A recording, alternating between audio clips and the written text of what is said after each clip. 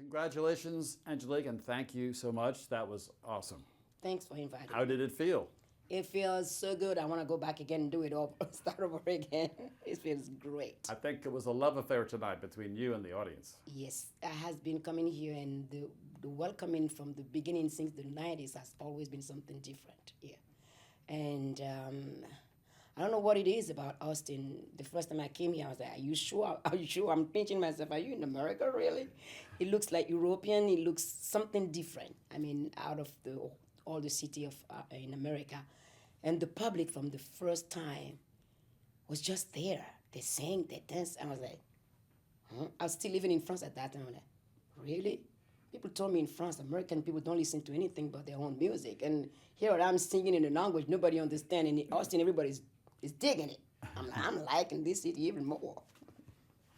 So, did you expect that many people to get up on stage Nope. when you invited them to come dance? No, I did not expect the stage invasion, I have to say. I thought somebody gonna go, okay, it's okay, yeah, it's enough. Nobody said nothing. I'm like, okay, keep coming. When there's no more space, we go down the dance floor and then we continue the party.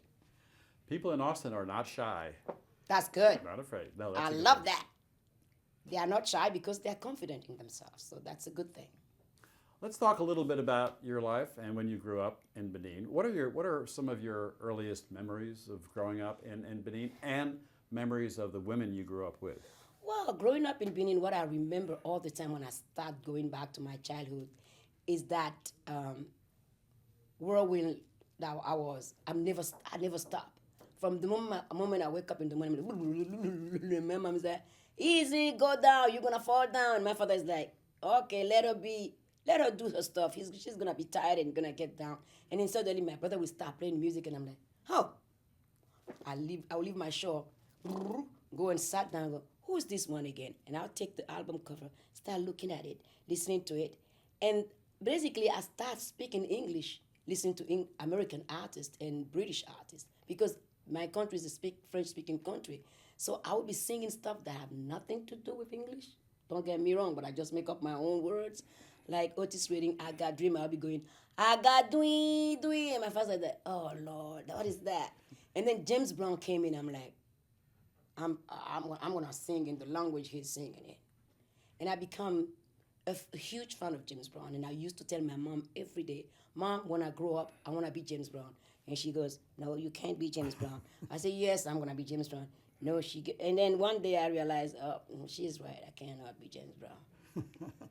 Your father and mother were both big influences on you, not Absolutely. just your music. Absolutely. Because my father, I don't know why my father fell in love with banjo. Where did he get his hand on a banjo? So everything that he's trying to explain to us and we didn't want to pay attention to it, he would grab the banjo and start playing something. Like specifically, I remember when he wanted to introduce us to classical music, we were like, enough of this nonsense. What kind of music is that? I mean, this is not music. He go, all right. So he started playing Beethoven with banjo. We were like, okay, Dad, we got the point. We're gonna listen to the real thing now. Can you leave the banjo aside and then we're gonna listen to this music? So my parents have to have a very special way of raising us, and I never realized how lucky I was till I grew up and I left my country and start realizing that I can live anywhere I live. I choose to live in the world because they have brought the world to us home, and they have always challenged us to say, go out there, interact with people. Your brain has no color. You're a human being, challenging any other human being. As long as you can speak to somebody, the skin color don't matter. Just get it on it. Learn something and teach somebody something too. It goes both ways. Well, the song that I write mostly comes from um, people that I meet, and also from my upbringing. I've seen my aunties and my my great aunts, and I come from an oral tradition, and the history of my ancestors have been told to me. So somehow I become a storyteller because that's the only way you pass on the story of yourself or the other people. And I became a UNICEF Goodwill Ambassador in 2002, and I started taking trips in Africa, in places in Africa that I've never been to. And I discovered my continent differently. And I realized that the music that I started doing in the 90s have impacted the people beyond what I could ever expect it. Even in the villages where there's no electricity and they have a little bit of television, I was there. And suddenly I realized what I mean to a lot of people. And people start telling me the stories. And I start seeing the difficulties of people, women, their children, their husband, the villages, that no one will talk to, basically, but they assume that they have the solution to their problems. And their stories start becoming my stories. So they become my inspiration. And I start telling the story of the women, of the men, of the kids, of the young girl, of the young boys, the child soldier, the young girl that have been raped, that want to have it, that doesn't want to stay in that victimization of herself. And also, the music that I cover is something I can't explain sometimes. I'll listen to the music and the music just stays. It's like something that grabs you.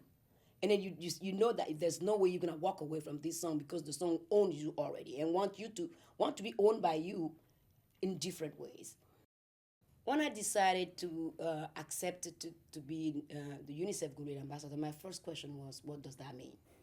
Does it mean I have to hang out in cocktail and shake politicians' hand? I'm not good at it because I'm politically correct. Doesn't work for me. I can't shut my mouth when the truth is in front of me, right? So they asked me, what do you want to do? I say, girls' education, children's education, and women's empowerment. And I start campaigning for the Millennium Development Goal for universal primary education. And down the line, a couple of years into that, I was in Tanzania, and a mother comes to me because they were having issue with teenagers that get pregnant, and the family have to struggle to take care of the child and keep the girl in school. And the mother was telling me, well, you send us every year PSAs, public service announcement, through radio, through TV, urging us to put our girls to school. Well, a lot of our girls want to be like you in the future. So we put them in primary education. You know very well that if after primary education, we don't put them in secondary education, they're gonna end up in early marriage, early pregnancy, and their life gonna be the same as us. We don't want that. So how can you help us? And I never thought about that when I started campaigning with UNICEF, and I started struggling with that idea. And I came back to New York and I started talking to people, say, I need to do something. But with my schedule as an artist, I need somebody to help me. So I've been put in contact with two lawyers out of Washington, D.C., and we founded Batonga in 2007. And we started, and the first organization that comes to join me was USAID, because they have the primary education program, and they say, we are dying to have somebody take care of those girls. They're going to finish primary education. We are willing to help you financially for you to take those girls in.